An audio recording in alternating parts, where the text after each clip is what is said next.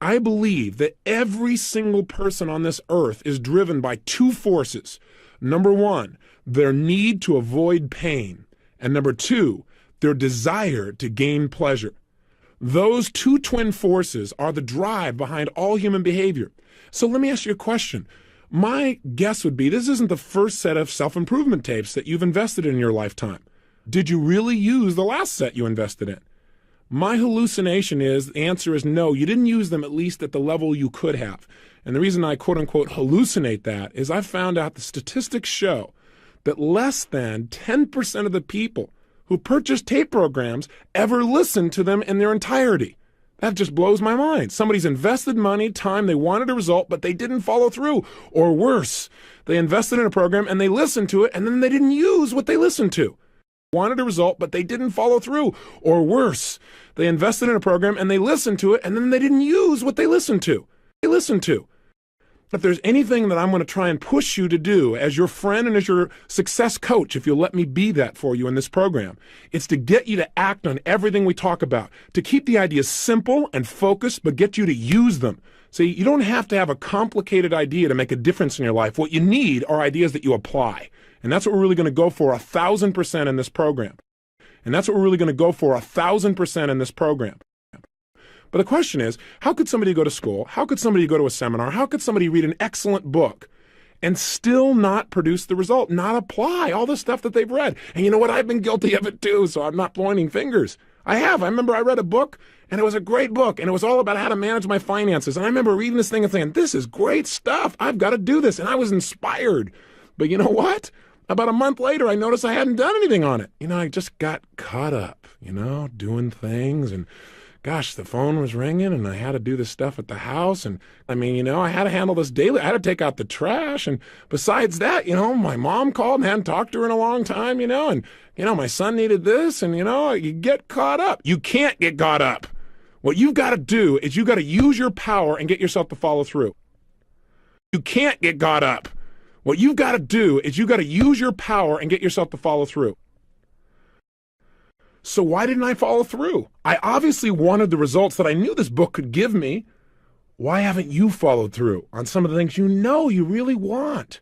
Why not? Why haven't you used your personal power and taken action? What has prevented you from taking action? And I would suggest to you it's what this tape is about. The two controlling forces have directed your life and kept you at times from taking action. And those forces, again, are the twin forces of pain and pleasure. Remember, everything we do in life, we do out of our need to avoid pain or a desire to gain pleasure. In life, we do out of our need to avoid pain or a desire to gain pleasure. I'll give you an example. I don't know if you're a lady listening or a gentleman, but when I speak to audiences, I'll invariably ask the ladies in the audience, please raise your hand if you put on makeup today. Do you know that 90% of the audience will raise their hand? Many times 99%. Now, think about that. Why do they put on makeup each day, or why do you if you're a lady? Why? Is it because you wake up in the morning and say, look in the mirror and say, God, I love this process? I doubt it very seriously. Why you put it on is for one of two reasons. You put on the makeup because in your mind you say, putting on makeup makes me feel more attractive. So what is that doing? Why are you taking action? To gain pleasure. Or you might say, well, gosh, when I put on makeup, people think I'm more attractive. They feel more attracted to me, which again makes you feel good. It makes you feel a pleasurable type of feeling. That's why you do it. Now, some people wake up in the morning and that's not why they put on makeup. Some women wake up in the morning and they say, how come men don't have to do this? Right? But they still do it. Why? Because their brain says, well, if I don't put it on, somebody's going to say, what happened to your face? Right? And some people, of course, do it for a combination of the two. The point is, the only reason they put it on is to avoid pain and to gain pleasure. Some combination of those things. Right? And some people, of course, do it for a combination of the two. The point is, the only reason they put it on is to avoid pain and to gain pleasure. Some combination of those things. Hey, have you ever procrastinated? You say, what a dumb question. Of course. What is procrastination? It's the opposite of using your personal power. It's being immobilized. It's needing to do something and not following through. I call it the silent killer because it grows on you. It just kind of creeps along until pretty soon it's taking control of your life. Pretty soon you find yourself immobilized in a bunch of areas and you don't even realize it. You don't even notice all the freedom you've given up just because of procrastination. So what is it though? Why do we procrastinate? Why do we not use our power, which is what we talked about in the first tape? Let's figure out what stops us. The reason is when we procrastinate, it's because we think that taking action, whatever action we're putting off, that taking that action would be more painful than doing nothing or not taking action. That's the bottom line. In other words, by not taking action, we experience less pain than taking action. Now, you might say, Tony, but if I take action, I could get the pleasure that would come from succeeding or having the job done. That may be true, but what's more real to you when you procrastinate is the pain you'll have to go through to get the job done. Isn't that true? Think about it. Don't take my word for these things. You got to take whatever I say and say, hey, that makes sense to me or it doesn't. Don't just buy anything I share with you. Think about it, make sure it makes sense to you. And once it does, then we got to start making sure you use it. Think about it. Don't take my word for these things.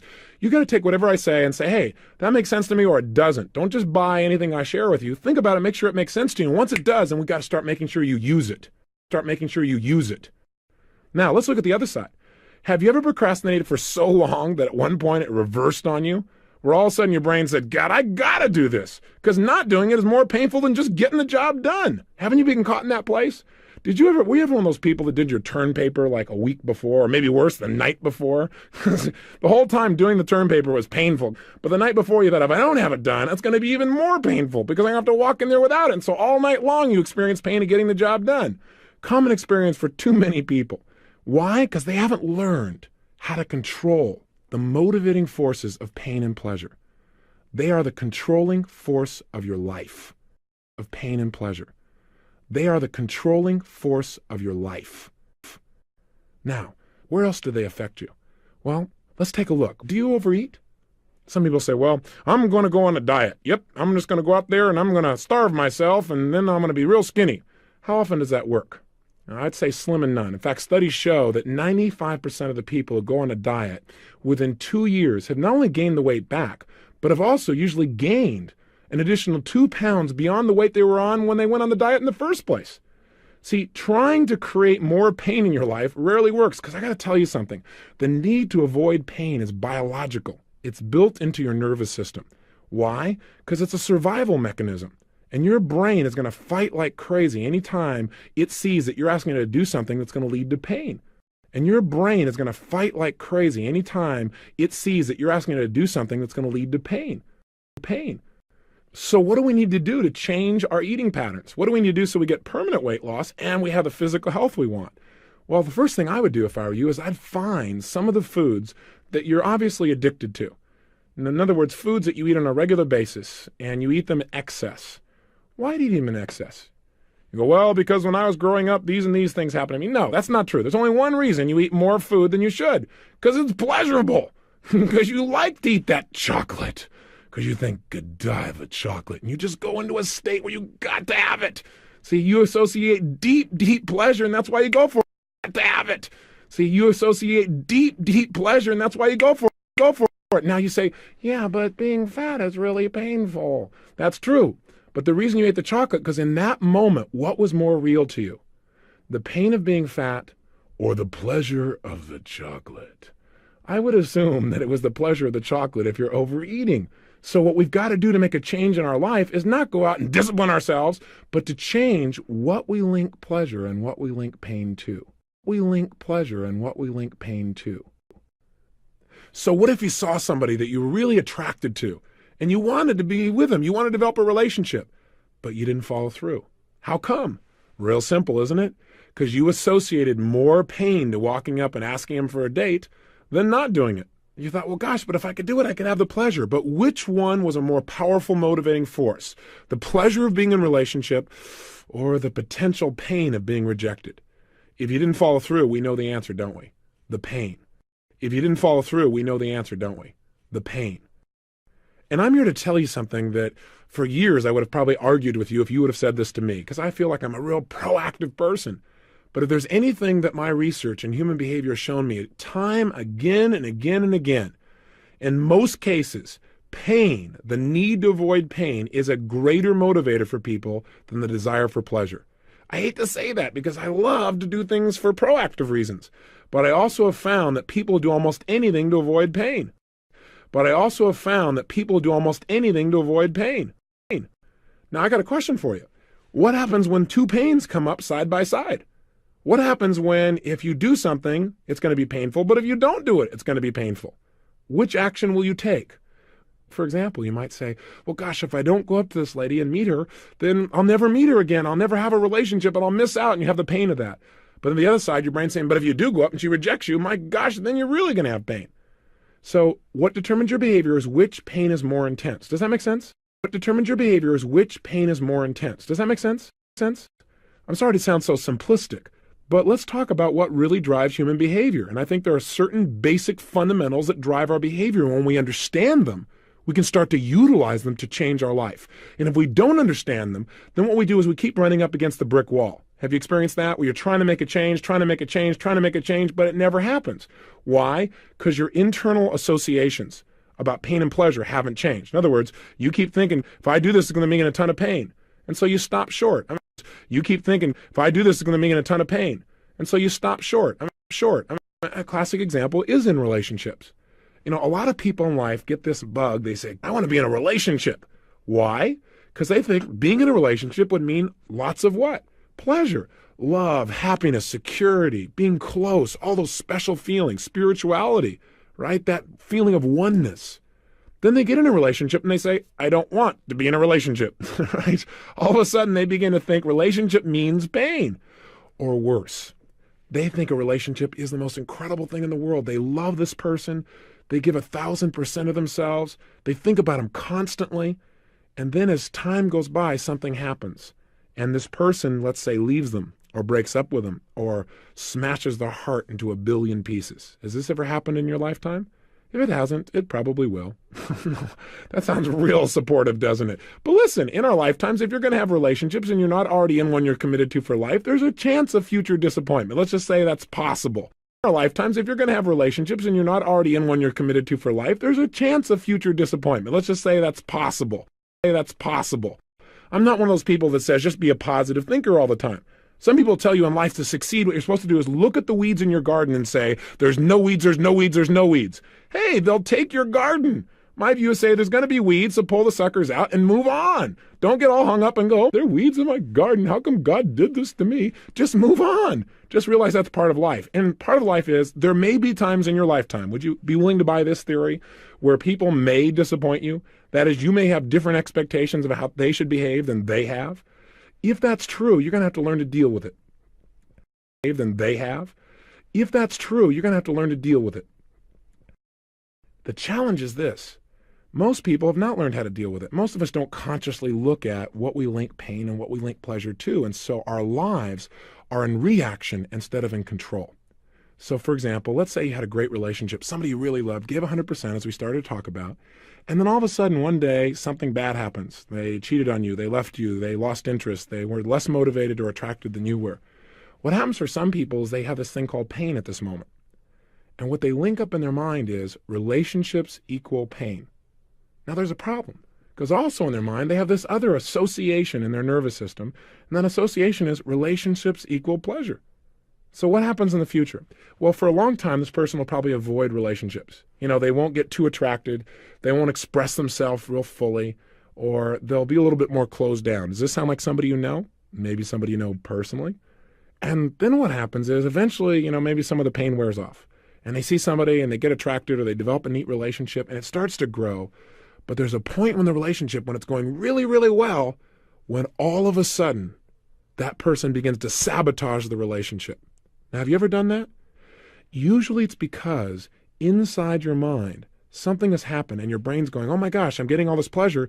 But I know what's happening next. Relationships will equal pain eventually, so I better get out quick before the pain gets here. Because inside your mind, something has happened and your brain's going, oh my gosh, I'm getting all this pleasure. But I know what's happening next. Relationships will equal pain eventually, so I better get out quick before the pain gets here.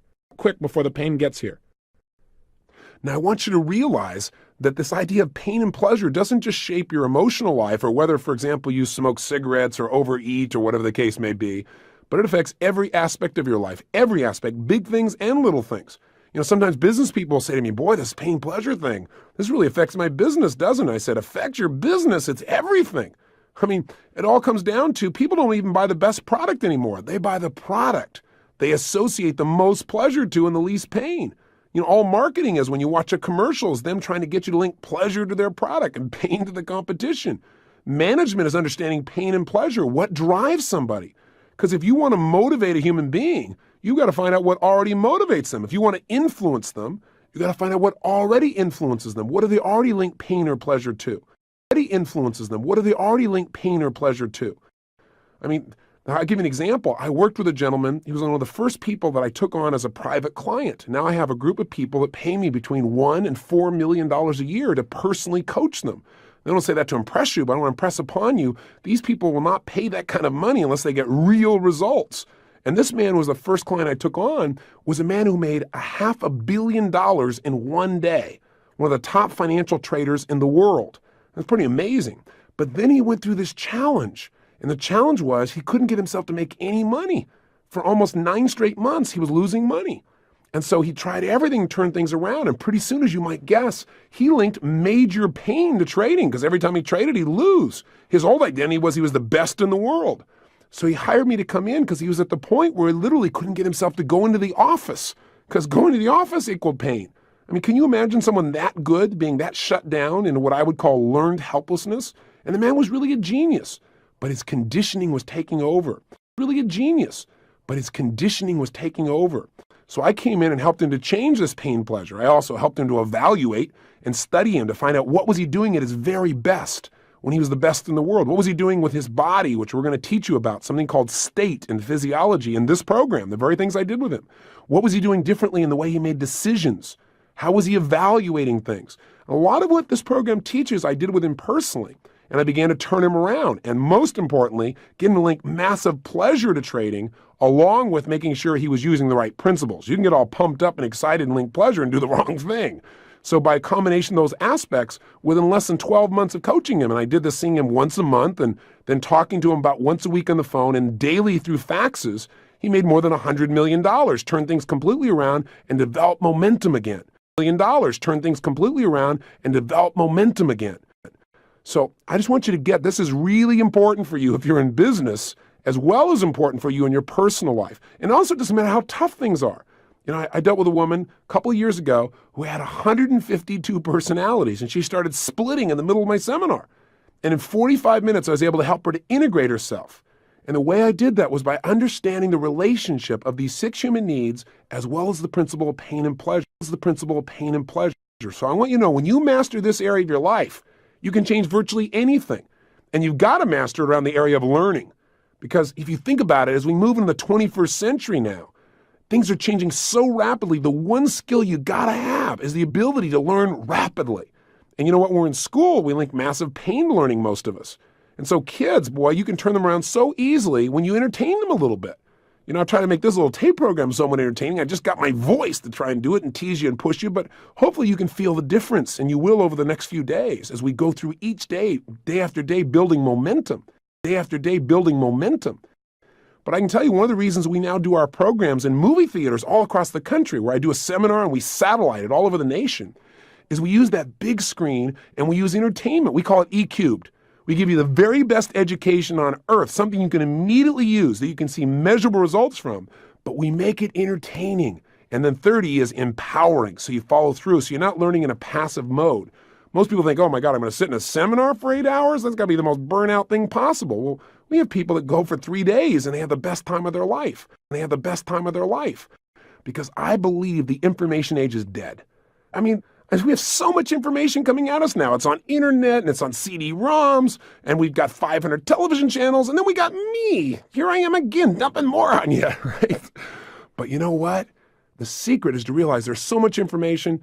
The only stuff we pay attention to is the stuff that moves us emotionally, something that inspires us or makes us laugh or makes us cry or makes us feel. That's the stuff we remember, and that's the stuff we use.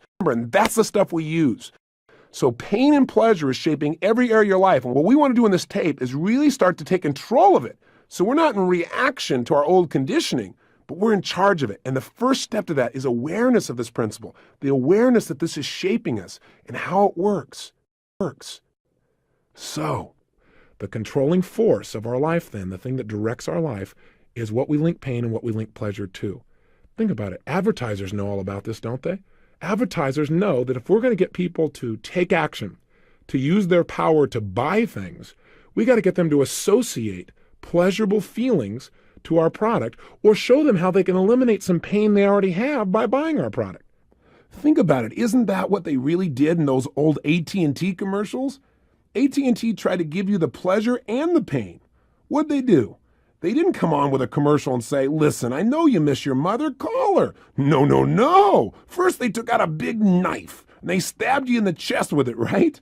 They came out there and they showed this poor old lady saying, gosh, my son hasn't called me in forever. I miss him. He probably doesn't even love me anymore. Oh my gosh, I'm being left alone. So all the grandmas in the world start to feel pain because they realize their son hasn't called them in at least 15 minutes. On the other side, right, here's the sons out there in the world and or daughters who are watching this going, guilt, guilt. Oh, gosh, I've been busy. Oh, gosh, I need a call and everything else. And pretty soon what happens is in the same 30 seconds after making you feel all this pain for not calling, they then show you that by calling, you'll get what? Pleasure. How does it work? In the same 30 or 60-second commercial, what happens is the son picks up the phone and calls mom, and she smiles. Oh, my gosh, he does love me. And she smiles, and the music comes on behind it, and he's smiling, and there's an incredible bond and connection. You just feel your heart opening, and at the end of it, they say, don't let your family drift away. And what's happened? In 60 seconds, they've gotten you to link to their product, a way to avoid pain, plus they stirred up some of your pain, made you hurt a little more so you're more motivated, and simultaneously showing you how you can heal it and get pleasure just by picking up this little device that's nearby that they'll make money if you take action on. Now, I'm not against it because I think it's a great tool, but I want you to realize it's a pain-pleasure commercial. Pleasure just by picking up this little device that's nearby that they'll make money if you take action on. Now, I'm not against it because I think it's a great tool, but I want you to realize it's a pain-pleasure commercial. And then there was Citibank Visa, right? It's interesting to see what Citibank used to motivate people versus, say, American Express and what they used. They both had two classic commercials. In the Citibank commercial, there's a dark background, and a man comes on, and he's got a lot of pain. And he says, yeah, I got the phone call. It's 4 o'clock in the morning. My father was having a heart attack. I had no money. Then all of a sudden it comes on, and the Citibank lady comes on with a smile and says, you know, we heard about his problem. And she said, we wanted to help. He called us. He told us what he needed the money for. We gave him the credit. It goes back to the man. Yeah, because of Citibank, I was there. I was there at my father's hospital bed. Thanks to Citibank, people who care. Now, what's the implication here? Well, if you want to solve the pain in your life, just get a Citibank Visa, and they'll handle it. You need more money? Hey, just call. They'll handle it. They understand. Well, that's an interesting way of looking at things. You need more money? Hey, just call. They'll handle it. They understand. Well, that's an interesting way of looking at things. On the other side, you got American Express, where you see two achiever type of people who are obviously quite successful, and they've lost their luggage. They're really in a painful state. They're kind of angry, and all of a sudden the man turns to his wife, being the loving man that he is, and says, honey, forget about the luggage. Let's just go buy things. Do you have your American Express card? Great. And they go on the shopping spree, and they buy everything, and they're in Greece, and they're overlooking the water. And all of a sudden, the man turns to the woman and says, gosh, I wonder where the luggage is. And she just begins to laugh and says, who cares? And on the stage comes the American Express card. So what do? You associate, God, if you got an American Express card, you're going to go to Greece. Your husband's going to buy you things. You're going to be in an incredible place. The bottom line is it works. It absolutely works. Advertisers in this country spend billions of dollars because they understand that in 60 seconds they can change our behavior with a little repetition just by changing what we link pain to and what we link pleasure to. That's it. Understand that in 60 seconds they can change our behavior with a little repetition just by changing what we link pain to and what we link pleasure to. That's it. Pleasure to. That's it. Now, do you remember those Pepsi commercials with Michael Jackson? Here's a guy that doesn't even drink Pepsi, and yet he was paid $15 million for 180 seconds of his time. Why? Because large numbers of people in our country, when they hear Michael Jackson's music, feel great. They feel a level of pleasure. And all they have to do is see him or hear his music, and they feel it. In fact, they want that pleasure so much they bought more of his records than anybody in history.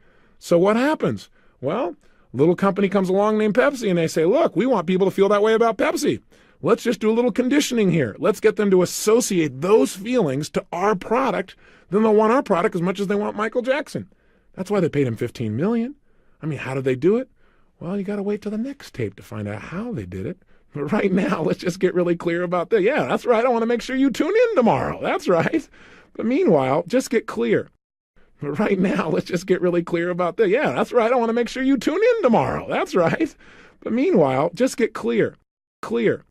Pain and pleasure are the biggest motivators. And of the two, again, I must say, we will do more to avoid pain, usually, than we ever will to gain pleasure. I mean, think about it. Which would you work harder for? To save $25,000, save it up, or to keep somebody from stealing $25,000 from you? I would say usually you'll do more to avoid the pain. I would say usually you'll do more to avoid the pain. Most people in life, in fact, don't succeed until they have enough pain. I mean, think about it. Some of the greatest success stories that we could talk about are people that finally hit rock bottom where they had so much pain they couldn't stand anymore, and that drove them for the pleasure of success.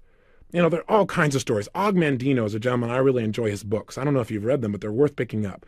One is called The Greatest Salesman in the World. Here's a gentleman who hit rock bottom, who was an absolute drunk, who was living out on the streets, who had no future, who the only way he could stay warm during the winter was to wander into the libraries. And as he did, he began to pick up some books and read some books and actually feed his mind, very much like you've committed yourself to do for these 30 days. And the stimulation there began to change his life. And what happened was he felt that he had so much pain in his life that was it, that he was no longer willing to experience that. And in his mind, he saw that there was a way to gain pleasure by developing himself, by growing. He eventually went to work for W. Clement Stone and became the editor-in-chief of Success magazine. We already talked about Lee Iacocca and how his pain drove him to success. He eventually went to work for W. Clement Stone and became the editor-in-chief of Success magazine. We already talked about Lee Iacocca and how his pain drove him to success. I mean, think about it. What are some of the things you've missed out on in your life simply because even though you wanted the pleasure of achieving them or obtaining them or making those things happen, your brain also said, yeah, but it could lead to pain, and that pain stopped you from following through, using your power and getting the results. Has it happened more than once in your life? You and I both know it has. More than once in your life? You and I both know it has. So how can we use this understanding of the controlling force? How can we use the understanding that pain is a greater motivator than even pleasure? Well, the way to use it is to begin to understand that in any moment in time, our reality is based on whatever we focus on. That is, at any moment in time, whatever you focus on is what's most real to you. You focus on is what's most real to you. For example, if you're looking at that piece of chocolate and you think about eating the chocolate and you just let your mind flow based on its old associations, it might say, yumbo, it's time to eat. You might immediately get that pleasure feeling. And as long as you focus on the pleasure you're going to get, and that is your primary focus, and that's what's most real to you, then you're going to be drawn towards the chocolate. Real to you, then you're going to be drawn towards the chocolate. But haven't you also had times where you didn't eat the chocolate? Or you didn't eat something that normally you're kind of addicted to? Haven't there been times when you've stopped yourself? How have you done that? The answer is you changed your focus, and you focused on the pain you probably would experience or the pleasure you would get by not eating the chocolate. So what you did is, instead of just thinking intellectually, well, yeah, not eating the chocolate will make me thinner, you literally focused on, hey, I'm going to be going to this particular ball and I want to look like $1 million. I want to feel strong. If I eat that chocolate, I'm going to feel lousy. I'm going to feel bloated. I'm going to feel heavy. So you began to focus on all the pain plus all the pleasure you'd get by not eating it. And your behavior changed. Isn't that true? If you've ever stuck to a diet, for example, isn't it true that the way you stuck to it is one day you finally got to the point where you'd had it? You said, look, I looked in the mirror one day or somebody said something to you. True that the way you stuck to it is one day you finally got to the point where you'd had it. You said, look, I looked in the mirror one day or somebody said something to you, or you noticed that you were just feeling sloppy and tired, and you went through what I call threshold. Threshold is when you experience so much pain you said, I've had it. That's it. No more. And then you begin to find a way to change it. Well, I believe that you can do this with anything at any moment in time, and I know you can. All you got to do is control your mental focus. So if you want to change your behavior, you must focus on how not doing something is going to be more painful than just going for it. In other words, link not taking action as being more painful than just doing it. Just the way we talked about with procrastination, do it to yourself up front. Don't wait till life puts you in a pressure situation where you feel like you have to do something. Does that make sense? Self up front. Don't wait till life puts you in a pressure situation where you feel like you have to do something.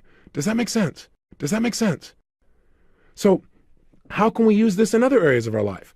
Do the same thing. You want to connect with somebody, you want to make sure you communicate with them, then think about, if I don't do this, I know I feel busy, I know I feel overloaded, but if I don't call them here on their birthday or on Easter, how's it going to make them feel? How am I going to feel? That would be painful. If I just made the call and I connect with them and they feel appreciated, how's that going to make me feel? Pleasurable. And they feel appreciated, how's that going to make me feel? Pleasurable. Pleasurable. Use pain and pleasure instead of having pain and pleasure use you. That's the secret to success. You do that and you're in control of your life. You don't do that and life controls you. And unfortunately for most people, life controls them. So let's change it. And in the next tape, we're going to talk about specifically how to change what we associate pain and pleasure to. But step number one is just getting clear that this is the controlling force of your life.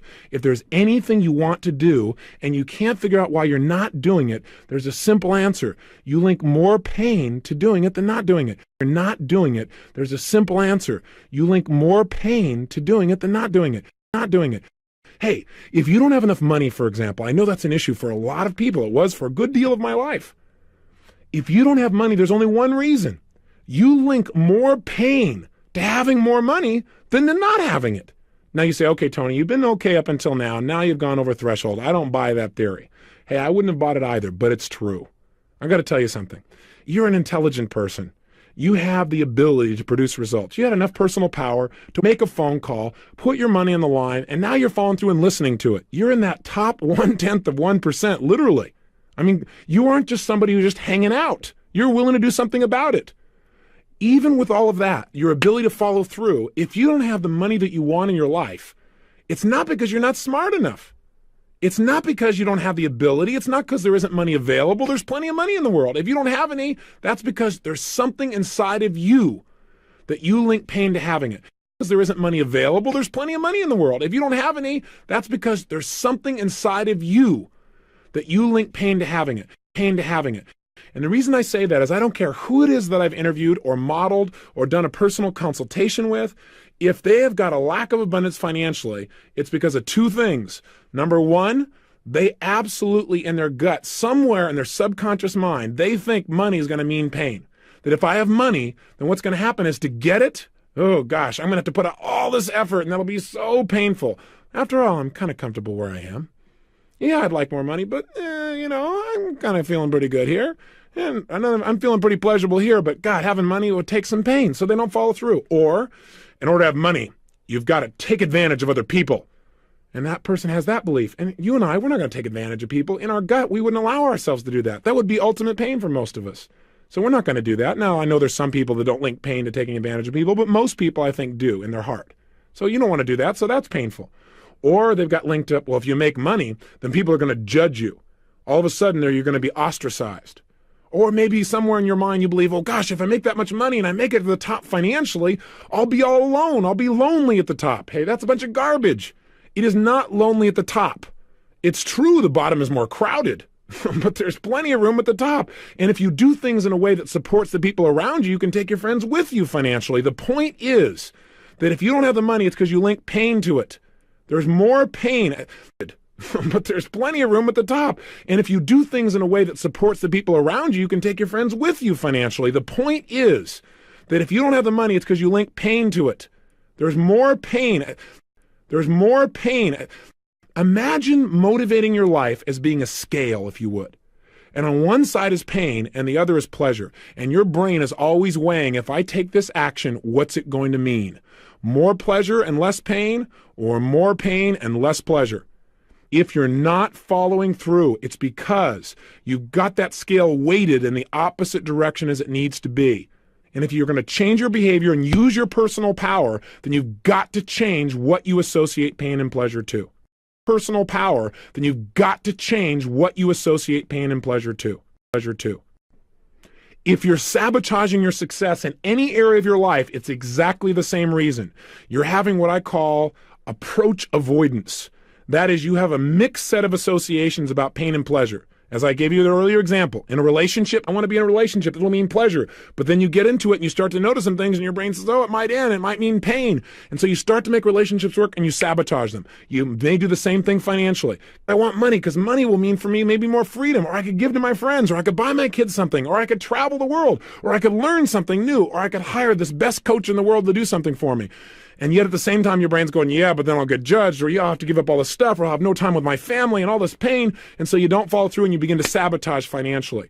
Yeah, but then I'll get judged, or yeah, I'll have to give up all this stuff, or I'll have no time with my family and all this pain. And so you don't follow through and you begin to sabotage financially. If you're going to change that once and for all, forever, you've got to right now decide that you control the focus of your mind. And that if you're not following through, all you have to do is focus on what's the pain I'm going to have if I don't do this. Most of us focus on, well, what will be the pain if I take action? And we keep ourselves from using our personal power. Your focus has to be, what will be the pain if I don't do it? What will be the ultimate price if I don't follow through? What will it cost me emotionally, spiritually, physically, financially, in my life? What will happen to the juice and passion of my life if I don't follow through? If you start asking those questions, you'll be able to motivate yourself. And when we get into the goal setting workshop in this tape program, you're going to find that I'm going to show you not only how to set goals and find out why you're going for them, which most people don't know, which is why they don't follow through. They just set up a goal. I want to be rich. I want to be happy. I want a better job. I want a better relationship. We're going to get the reasons that'll drive you, but we're also going to have you really focus on, hey, what's going to be the cost if you don't do it? We're going to use this powerful force within us to create lifelong success. But we're also going to have you really focus on, hey, what's going to be the cost if you don't do it? We're going to use this powerful force within us to create lifelong success. So I want you to remember this tape. I know I've said some of the same basic ideas over and over again. Repetition is the mother of skill. And I hope you listen to this again. I want you to hammer into yourself, if you will, anchor into yourself, that you're in control and that you have the ability to change your focus and therefore change your behavior instantly by learning to control pain and pleasure and what you link them to. Pain and pleasure and what you link them to.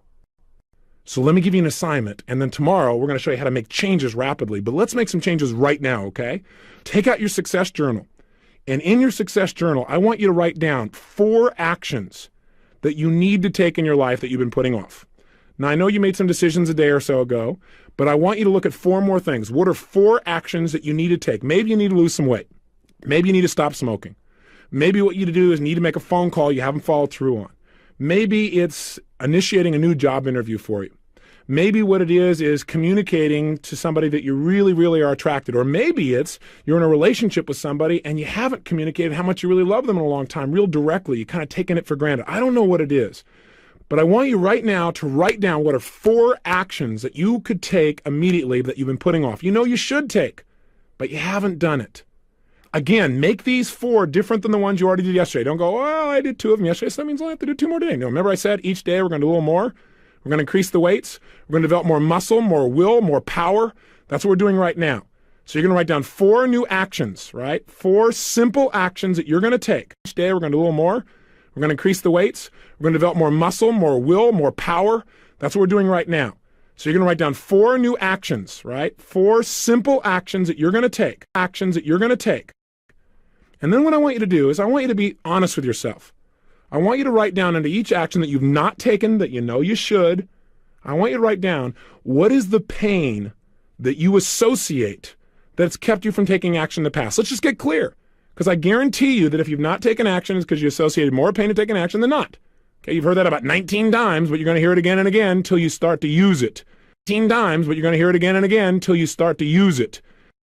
You know, I once heard a story about this great minister. And people came to his church and they listened to him, give this great sermon. And it was a phenomenal sermon. And then they came back the next week and he got up and gave the same sermon. And the third week it was the same sermon. And after about 5 sermons in a row of the exact same sermon, a couple of the elders in the church decided to pull the minister aside and see if he was okay. And they said, sir, I don't know quite how to communicate this to you, but are you aware that some of what you've been saying has been pretty much identical? as to what you said last week and the week before and the week before. And the minister just smiled very calmly. He said, oh, I'm glad you noticed. I said, well, why are you doing that? He said, I'm going to keep doing this sermon until you guys start applying it. So if I sound like I'm giving a sermon that sounds like the same one, it is. We're going to make sure you apply it and make sure you embed it. So if I sound like I'm giving a sermon that sounds like the same one, it is. We're going to make sure you apply it and make sure you embed it. So 1, write down the 4 actions. 2, make sure you write down what is the pain that you've associated with doing this in the past, and just be honest with yourself. And if you say, Tony, I have no pain associated to it, well, then think a little stronger. Maybe the pain is simple. Maybe it's like, well, the pain of taking the time. It'd be more painful to take the time to do it than other things you're really more caught up in and that you think will give you more pleasure. But write it down. You're really more caught up in and that you think will give you more pleasure. But write it down. 3rd step. I want you to write down all the pleasure you've gotten by not following through.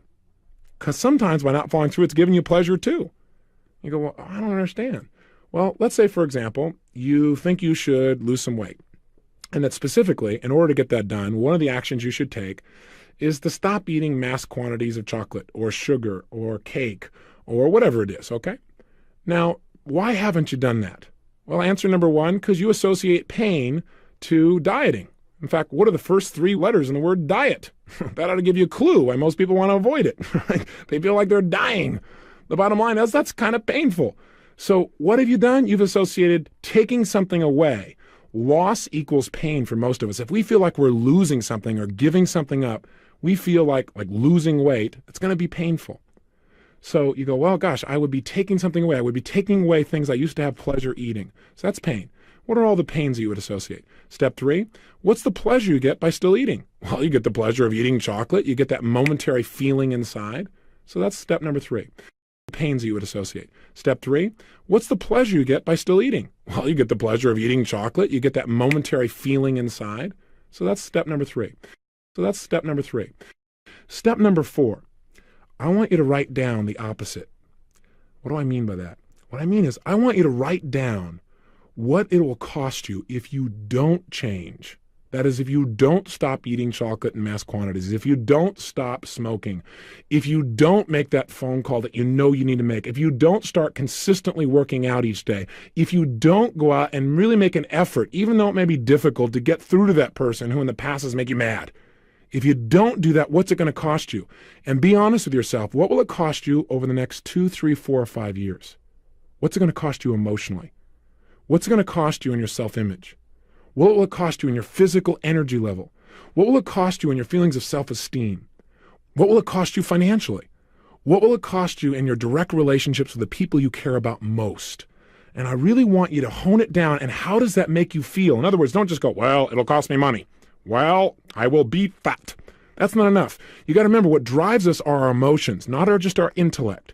So get emotional about it. What will it cost you, and how would that make you feel to not get those results in your life over the next 2, 3, 4, or 5 years? What drives us are our emotions, not just our intellect. So get emotional about it. What will it cost you, and how would that make you feel to not get those results in your life over the next 2, 3, 4, or 5 years? Over the next 2, 3, 4, or 5 years. And here's the final key. Take the final step, and that is, under each of these 4 actions, write down what will you gain by taking this action right now. What are all the things you'll gain? And make a huge list that will really drive you emotionally. Hey, I'll gain the feelings of being in control of my life. I'll gain the feelings of knowing that I'm in charge. I'll gain a level of self-confidence. I'll gain physical energy and health. I'll gain stronger relationships. I'll develop more willpower that I can use in every other area of my life. I'll gain. My life will be better in all these ways now and over the next 2, 3, 4, 5 years by taking this action. In other words, look at the impact of these things, present and long term, taking this action. In other words, look at the impact of these things, present and long term. So let me leave you with this for today. There are 2 things that control our lives, the carrot and the stick. The stick is pain and the carrot is pleasure.